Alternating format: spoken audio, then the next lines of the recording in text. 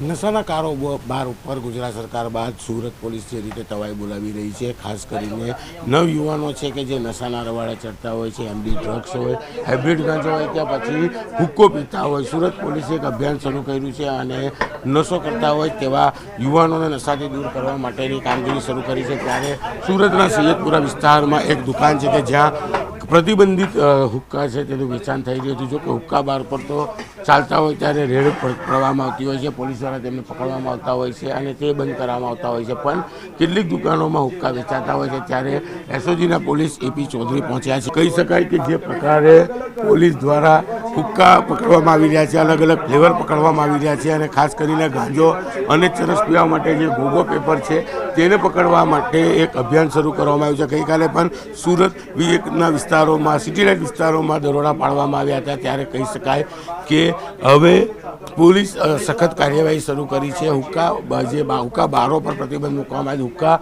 આવતા હોય તેના પર પ્રતિબંધ છે, પણ કેટલીક દુકાનોમાં હુક્કા વેચાતા હોય છે અને આ હુક્કા લોકો લઈ જાય છે, અલગ અલગ ફ્લેવરના લઈ જાય છે। કેમેરામેન જીગરને કહીશ કે મારી પાછળના દ્રશ્યો બતાવવાનો પ્રયાસ કરશે કે જે જગ્યા છે કે જે આગળ આ તમામ ફ્લેવરો છે કે તે હુક્કામાં નાખીને પીવાતા હોય છે। એટલે કે આ તમામ પ્રતિબંધિત વસ્તુ પર પોલીસ દ્વારા ફરી એક વખત આજે દરોડા પાડવામાં આવ્યા છે। દ્રશ્ય સીધા જોઈ શકાય છે કે આ દુકાનોમાં પરફ્યુમથી લઈ હુક્કાનો સામાન મળી રહ્યો છે અને તમામ હુક્કાઓ છે તે ગેરકાયદેસર છે, પ્રતિબંધિત હોવા છતાં પણ અહીંયા તેનું વેચાણ થતું હતું। ત્યારે કહી શકાય અધિકારી છે, આપણે સીધા એમની સાથે વાત કરવાનો પ્રયાસ કરીશું, શું કહેવું છે જે પ્રકારે છે કહી શકાય।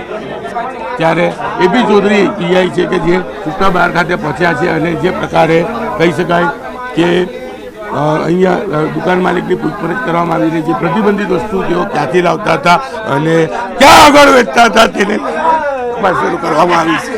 ચોક્કસપણે પોલીસની આ કાર્યવાહીને લઈને સુરતમાં અત્યારે નશાનો કારોબાર કરતા હોય તેમના પર ભયનો માહોલ ફેલાયો છે।